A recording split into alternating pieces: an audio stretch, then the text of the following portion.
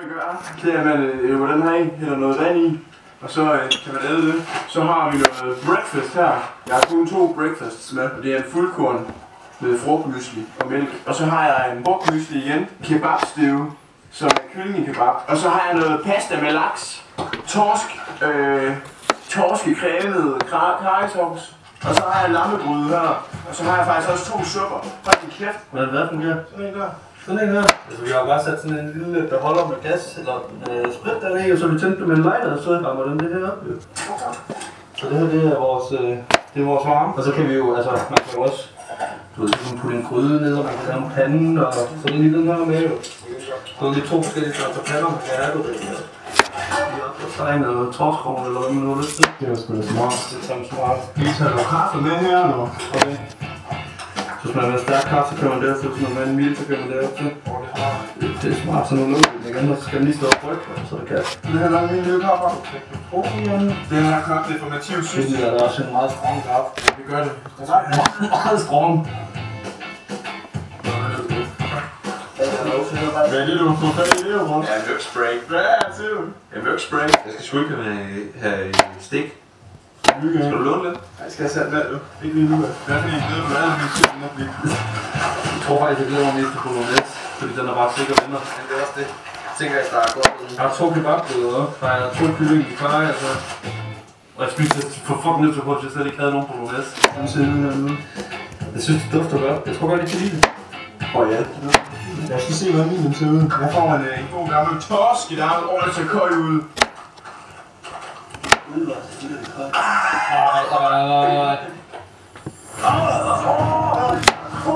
Det lugtede på ingen måde.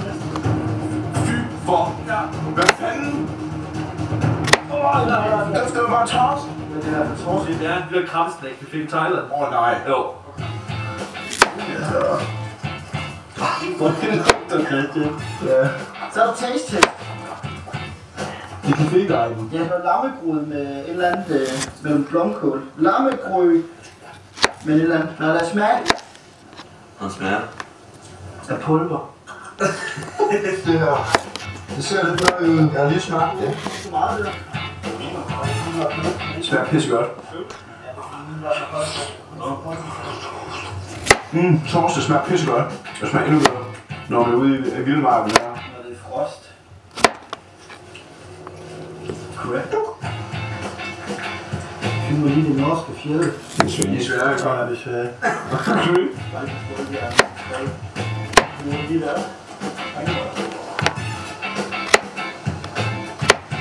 Sådan det? Åh, nøj.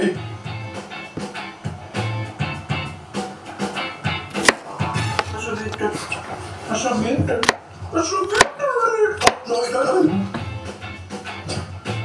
Nå, jeg ved, at det er også... Det er nok godt med det, hva'? Okay.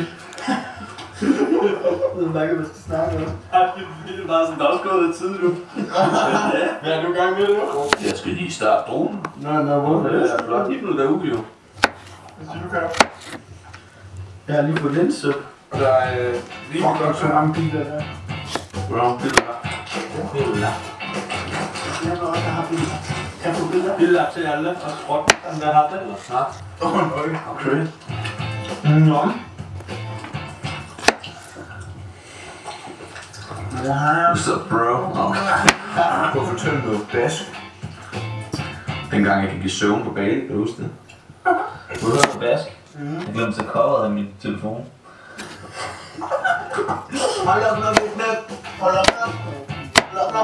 Det er mega træls, at nogle små dyr, der lander ikke på ens hoved hele tiden. Og det er bare sådan... det føles bare som om det er... Hvad føles det som om? Træls. Altså... Den er ikke...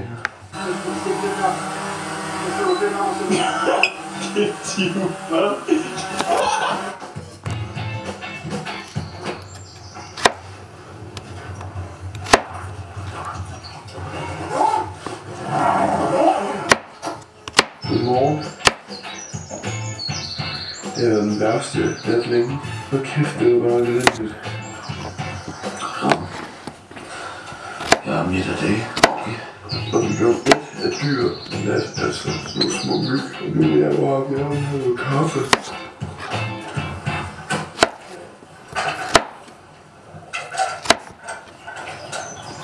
lige smage det her morgenmad noget.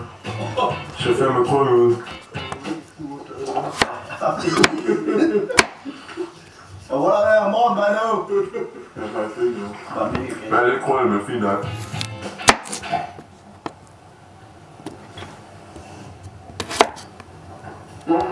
Ej, hvor fedt. Ved du hvad, du tror, at Lars' telefon ikke gør.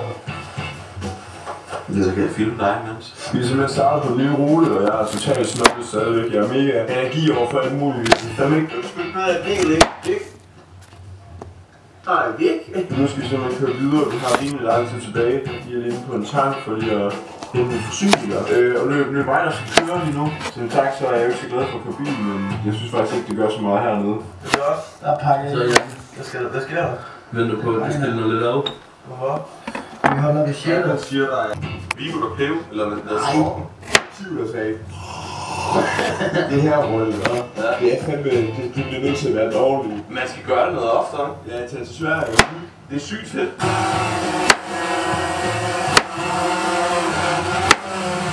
Dårligt.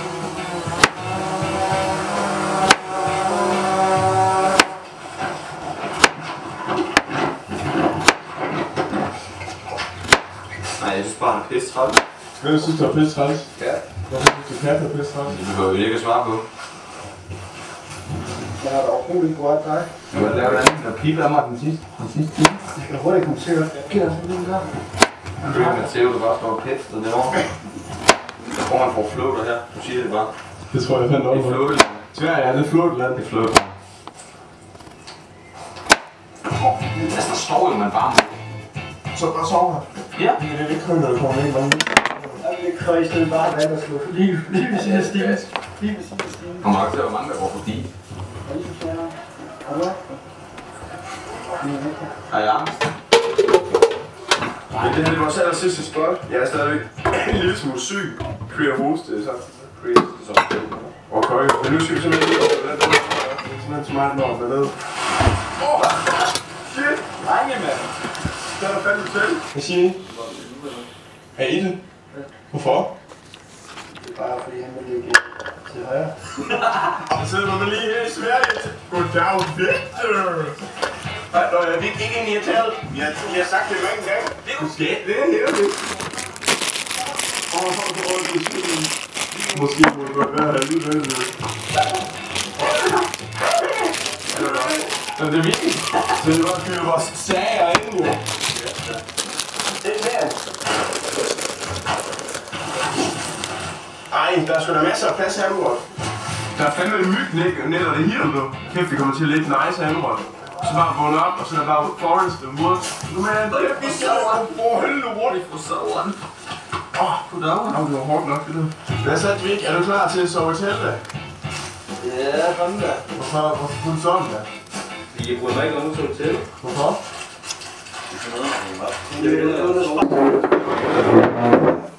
Tak. Den er stor. Jeg vil bare mig op. Rasmus, der er kun 2 stykker til dig. Nej. Okay. Ja, det er fedt, den der giver en smag, den skal du skægt. Giv til Cap. Han kan godt bruge det. Nej. Ja, han kan godt lide det. For satan. Vi har lige spist noget mad. Jeg har ikke fættet. Freak, jeg så ikke kunne drikke. Nej, vi skal der. Hvad er det, du holder? Det er besæt. Ej, det er morsmør. Freak er der. Får du mig til at hade mit ansigt. Slap af, bro. Eller? Okay. Ja. Det er kun fordi, jeg har trænet i går, så jeg har haft med svømmemuskel. Jeg tror, Okay. ellers vil jeg sige det Jeg igen. overvejer, hvordan du lige fik fedtet den i min blog, at du havde trænet i går. Nå, vi skal lige ud og filme sådan en mega mærkelig smagstest-video til Kaspers kanal åbenbart, så vi ses lige om lidt. Det er åbenbart klar nu.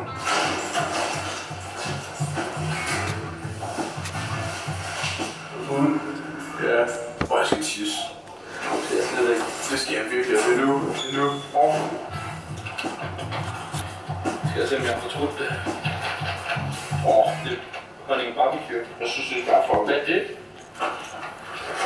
Hvorfor er det nede i? Jeg troede, jeg havde fat i protein til at frugt det i munden. Så er vi hjemme. Vi er hjemme. Hvor er jeg hjemme?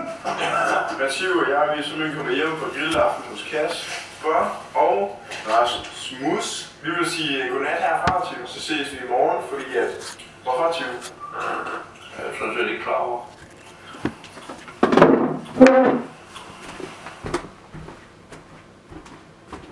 Skat, sagde min kone en dag. Jeg har fundet en måde, hvor vi kan spare nogle penge. Ja, tænker du.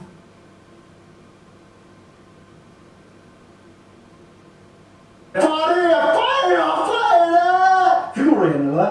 Det er sygt nok, den lyser rødt, så ved man, at den filmer. Velkommen tilbage til Brødrefredag, som sagt, som lovet. Sæson 3. Vi har simpelthen fået selveste spørg kat med. Hvis der er nogen, der er i tvivl, i hvert fald, så står det der. Der står ikke spørg kat, der står katte pølles. Fordi i dag, vi skal lave pølser. Ja. Og det er ikke dem, der kommer ud af Tives røvhul. Vi skal lave pølser med... Okay, jeg skal nok give den en. Nu så du gør det ikke med vilje, det der. Du starter med den her gang, der kunne man simpelthen ikke stemme på hvad der skulle laves, fordi vi egentlig havde aftalt med Kasper. Er ikke rigtigt, Kasper? Ja, og jeg har ikke noget at sige, hvis ikke han var. Så i dag der er hvad vi skal have, og vi skal have hotdogs. Ja. Fordi i hotdogs, så skal der pølser, og hvem er det, der er pølsemesteren? Men hvis I rigtig godt kunne tænke os at følge os ind på Instagram alligevel, så kan I gå ned i kommentarfeltet, eller beskrivelsen, måske mest beskrivelsen, og tjekke Mathieu ud, og så følger mig, og hvis Kasper han og mig kan jeg godt følge på Instagram, hvad her spørger. Men i dag der skal vi simpelthen lave hjemmelavet profil. Kan vi ikke lave hjemmelavet profil? Ja, vi skal lave hjemmelavet pølser, og vi skal lave hjemmelavet bror. Jeg tænker, jeg står på pøllerne. Så de 2 kopper står på brødet, så hun kan finde ud af at koordinere det sammen. Men ja, vi har lidt en idé om nogle ingredienser og sådan noget, der skal i. Ja, vi tænker os, vi stikker der ingredienserne, og så er det ja, så der har jeg arbejdet. Nu har nogle inventarmæl. Ja. Og hvad skal der bruges, Jan? Så klipper du det her. Vi skal bruge det her. Vi skal bruge ristet løg, hakket oksekød. Det tabte jeg den. Det gør 20 nogle gange her. Stærk sennep. Bare sennep. Syltede agurker. Bacon. Altså gør det med vilje, kan. Der er forskel på at bare gøre det med vilje, og så gøre nogle lidt våde ting, hvor det kan gå galt. Der. Chili. Så er der egentlig at tage noget. Helt op i toppen. Det er stærkt, hva'? Remoulade. Æg. Vidste du godt, det var så stærkt til den stille? Det er sådan en sniger. Den kommer efter 5 minutter eller sådan noget.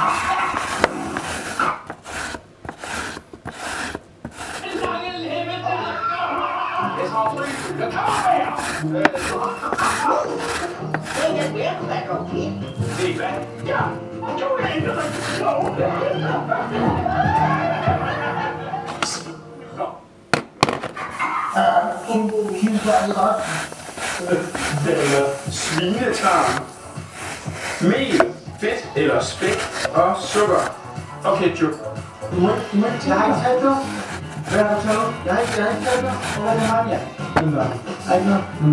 Er der ikke noget? Der er ikke talt dig. Er du her, Jan? Jeg vil godt nye en føler i fred, ligesom min far altid gjorde. Det er meningen, at Mathieu og mig vil lave dejen, og så kan Kat lave de pølser der, som han altid praler, hvad han er så god til. Så lad os bare gå i gang til. Jeg havde også lavet dig. Jeg har lige skrevet lidt ned her, hvad vi skal bruge, bare ligesom et quick access. Jeg kan ikke sagt det endnu. Og Kasper, han er lige pludselig væk. Han sagde et eller andet med, at vi skulle finde ham, og så sagde vi, her vi tid til Kasper, og nu mangler der 3 øl på køleskabet. Det er faktisk et kok. Jeg tænker bare lidt styr på brødet, og så må vi... Det er også fint, når det skal hæve og sådan noget, så kan han jo komme, så passer det sikkert. Ja. Det første, vi skal gøre, er simpelthen at lave den her dej. Og til det, der skal vi bruge 2,5 dl lunken vand, og det fede... Du virker mega tilrettelagt lige nu, som om du har planlagt, at du skulle sige, at du overhovedet ikke er med på det. Vi skal have 2 af dem her, ikke? Ja, tak. Og nu har Cap jo den her pølsemaskine med, men det kan vi faktisk bruge til at lave brød. Ja, okay. Så skal vi have smuldret 20 gram her. Yes.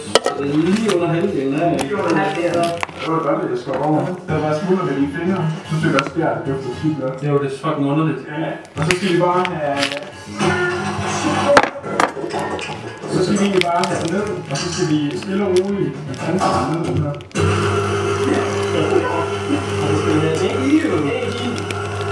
Vi skal lige tale lidt højt her åbenbart. Ja, det er nødt til. Det der, det er 50 gram. Jeg har nemlig målt op hjemmefra. Jeg har taget det her med hjemmefra. Ja. Hvorfor vil ikke ud på det? Ja, det har du. Så er det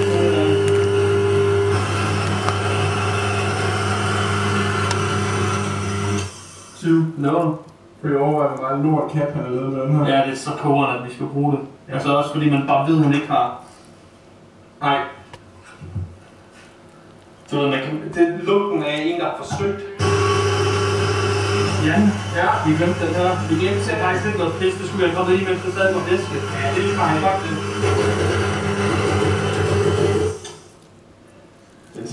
Skal jeg se sådan ud? Ja, altså man... Så vi er vant til sådan en maskine her. Jeg tænker bare, at vi tager sådan noget der, og så bare fyre i. Og så, vi ved ikke, altså vi er så dårlige tilbage, vi fatter ikke skid. Nej, det er også en magi at bage brød. I er nogle tæren der. Vi ved ikke, om der er mere eller mindre end 50, det skal fylde. Men ja, vi prøver bare.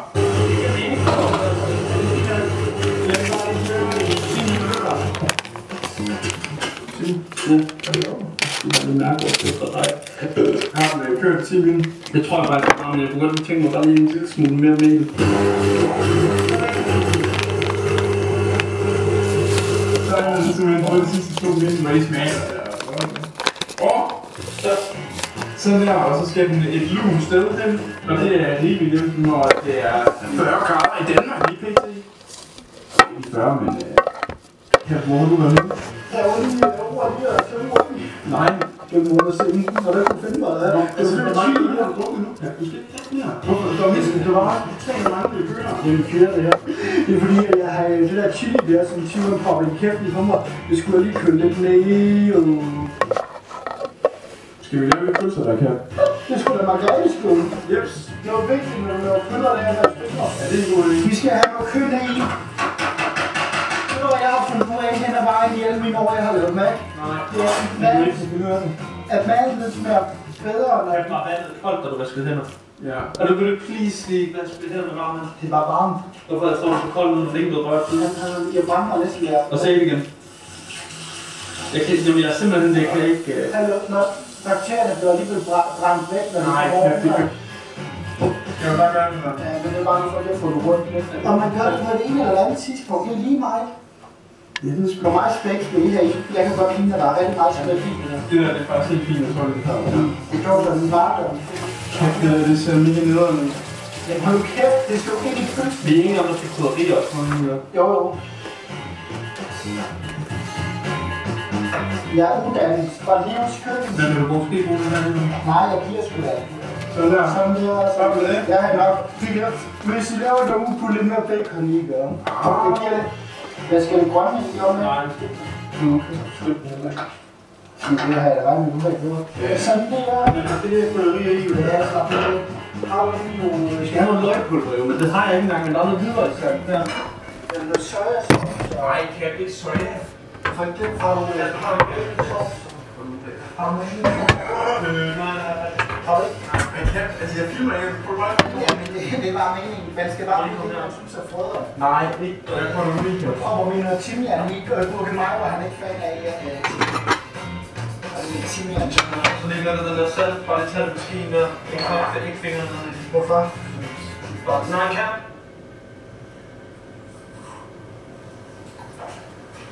Og Så gør det. Det er lidt salt. Det er faktisk fint her. Det er lidt salt. Jeg tror faktisk, det er fint her.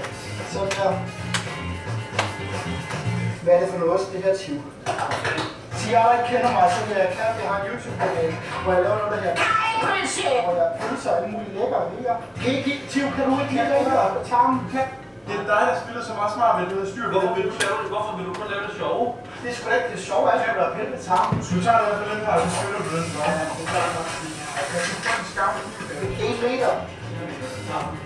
Jeg må ikke bare købe fedt. Og fordi så har jeg lidt at hygge mig med. Det kan jo godt lige snakke. Ja, så klipper man nu, og så ligesom en cykel. Det er lige, at den lille, han kan lige lægge op på.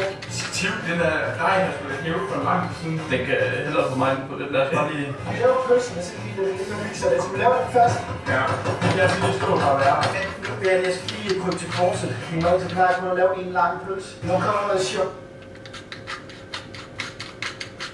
Pjortje er altid virkelig gammel. Og har noget på det. Og i Aarhus, Skanderborg, Odense, Holland, København. så kom og bliv en del af Danmarks største fitnessfællesskab.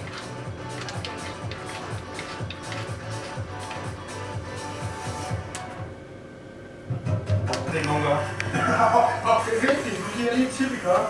Pølsen skal selvfølgelig være nogenlunde ubi, men der må godt... Der skal helst ikke heller være på spejlekant. Der skal ikke spejle rundt. Ja, det er godt. Jeg må så lige pølsen færdig, så den ikke er så ustrakt. Det er meget vigtigt, at tage den ikke er ustrakt. Det er fandme noget langt på ud. Som sagt, så laver vi jo en kæmpe lang pøl, og så skærer den ud, når det er. Man siger drej ned til, men at sætte og få lov til at hæve en mega langt ud. Og få elastisk, hva'? Ja. Hold kæft, hva'?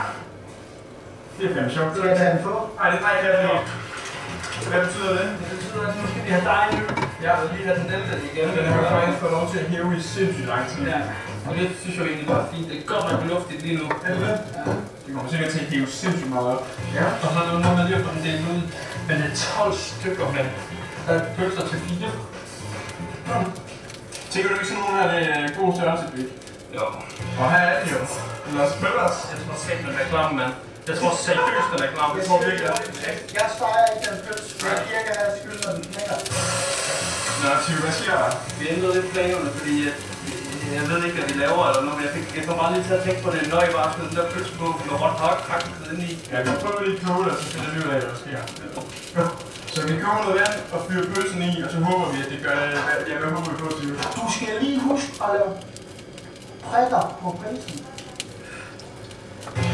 Vand, det koger ikke god mening. Det er lidt mig, ikke? Skummer lidt, hva'? Ja, men for farve ser faktisk lidt blæstigt ud. Nej, det lyder godt. Hvorfor er det aldrig på?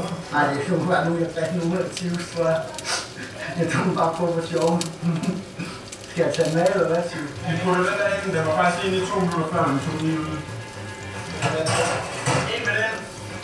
200 grader, og vi har en tid til 10-12 minutter. Kan de se nice ud? Så Ligner det sidste. for hårdt. Ja, det er faktisk også det eneste, der gør det troligt faktisk. Og der er meget luft der. Ja. Er der lige kommet noget? Det kan jeg ikke bedre at lave på. Du lukker bare ikke mig i skyld, mand. Altså, jeg tror, vi kolder den af i truphatten, så det er lige når det plejer sammen. Ja, det vil lige få en god stop. Ja, præcis. En julestop. Lige for at spørge noget, ikke også? Jeg får lige lade mig holde over. Ja, Hvordan ser væk nu? den er gået i stykker. Det er bare gået i stykker. Det er lige sådan her. 9,5. Den vejer ikke 9,5, mand. Nej, jeg har smidt mine her. Og mig var det så nu 150 eller hvad?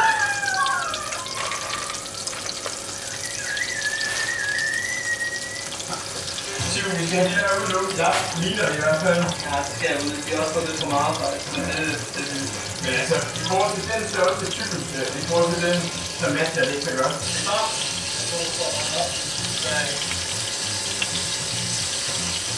Det ser lidt sjovt ud, men det lugter lidt sjovt. ligner det leverpostej, der er i eller noget. Ja, det er faktisk rigtigt.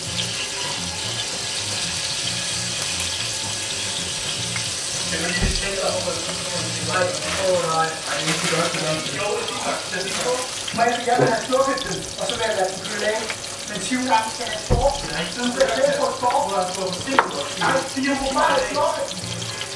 Det er lidt stærkt. Ja, det er det. Men det er jo sådan nu. Vi skal bare kunne lægge til den nu. Skal du lige vise, hvad man er sammen med det? Det kan jeg godt. Så er det nu, den er frem der, eller? Er det godt kommet med den? Jeg synes virkelig, det her står lidt virkelig. Det er mærker det. Det er virkelig, at det er rigtig flot. Jeg kan ikke huske det.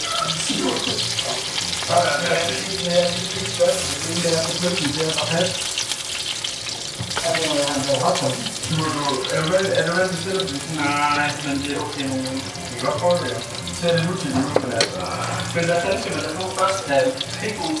Løg, fordi de her kommer ud. Ja, Det er godt, vi bruger her. det er sygt godt. Får du nok at spise et par stykker af den, hva'? Ja. Det er sgu, altså den er sagen ikke køn. Men det skal bare smage godt, jo. Jeg synes ikke fint, det er meget finere end siden. Den er jo ikke færdig nu. Det er jo også bare, hvordan den ser ud. Det kommer an på, hvordan den smager. Nej, hvor er det ikke noget som en. Men ikke lige går i gang. Prøv at se det. Ja, ser du. Der er også. Jeg synes, det er så lang tid, men jeg tror, at vi har haft lidt mere effektiv måde at lave den pølse på, så det kan tage en halv time. Hvis vi tager den, så er det meget nemt af det. Du har ristet noget til din næse. Jeg siger, at en træer. Jeg føler bare, du ved... Jeg synes egentlig ikke, det var så svært, men jeg tror, det er noget bedre.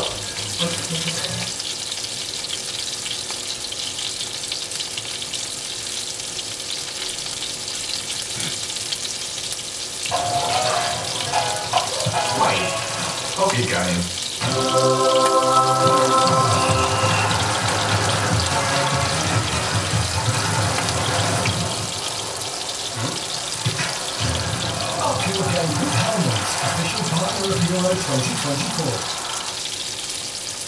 Sætter de stop på, hvordan der er pølser og sådan noget. Ja, og prøv at lave nogle ordentligt pølser. Hvad der kan være nye pølser? Jeg ved det ikke. Vi gættede på, hvordan man laver en pølse, og det var ikke så, man gjorde. Ja, prøv at smage. Det synes jeg bare fint nok. Men det er jo ikke rigtig pølse. Det er bare tørt. Jeg synes, Det er lidt for meget også. Ja, jeg har brugt nogle kødstykker og knogler og det hele målet bare bedst. Er det ikke det, man gør med overhovedet? det er bare helt det er bare helt fedt. Det er måske at gøre. Det er brød der, ikke også? Jeg tror, jeg har smagt så lækkert. Det er godt at brød, så. Det var jo ikke meget at sige med. Nå, jeg synes ikke, det er Det hvad fanden er det en pølse? Bare en pølse og noget, som siger, noget, som er min væg. Det er så lidt meget over, hvordan det er også, der har sagt, at du har jo også fået ud i. Ja. Det er sådan noget papir eller sådan noget. Det er en tarm inde der. Jeg var der jo. Første synes jeg tænker, okay, det er næste synes jeg tænker, så er det så er det, hvorfor nej, jeg skal ikke være sådan her. Jeg synes, at du kan se, det her det er pølsen. Det er skidt smuler ud af pølser her. Du er tørt sammen, og så kører op til mad. Ja. Vi vil nødt til lige at få benhårdt ind på det. Det er også en pølse og brød. Nej, det er ikke sådan. Jeg vil byde det her en sektor. Det er det godt. Jeg er i den der. Nej, fordi jeg faktisk ikke synes, at det er noget skønt, det er jo sådan en middelmåde. Ja, det er faktisk ikke. Ja. Ja, fordi jeg vil rigtig gerne lide det selv, fordi det er sådan, jeg kan godt lide det. Ja, det giver det nærmere. Ja, det giver det bedste økonomi. Jeg giver 5. Men det var ikke den her, Nej, det er bare gerne til det bare på grund. Nej, det er bare sådan, man skulle være lidt mere død, så det var ikke med at gøre det. I hvert fald, så er det en brødgave på 4, 5 og... Men det var en god brødgave. I hvert fald, det var sæsonens laveste karakter indtil videre. Og sæsonens sidste afsnit. Nej, tusind tak for med. Hvis I godt kunne tænke jer at støtte Nativs Twitch-kanal eller YouTube. Nativ har faktisk lige gået i gang med at blive Minecraft igen. Så nu er der 2 gange brødgave af Minecraft.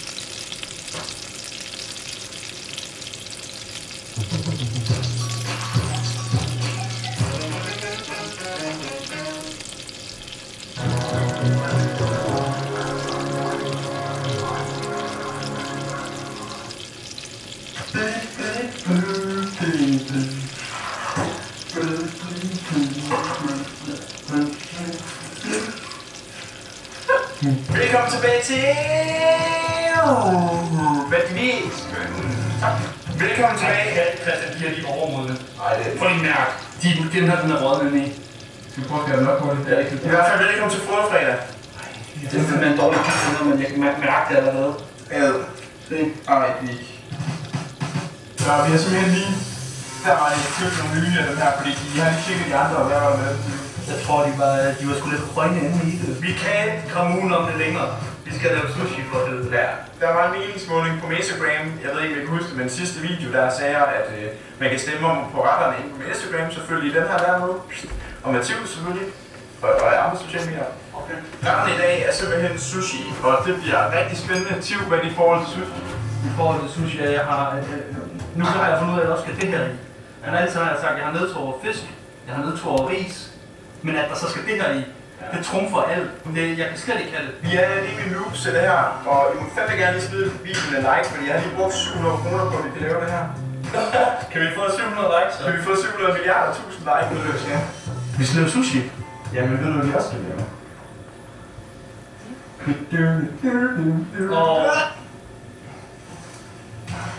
Hvorfor er det du? Jeg ved ikke, jeg synes måske den her akavet, du også har begyndt at det.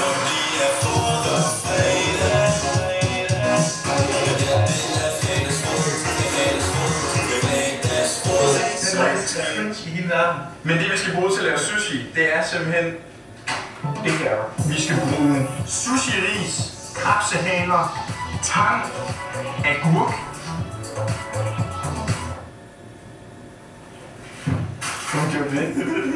avocado, sesamfrø, wasabi paste og tandpasta. Sav.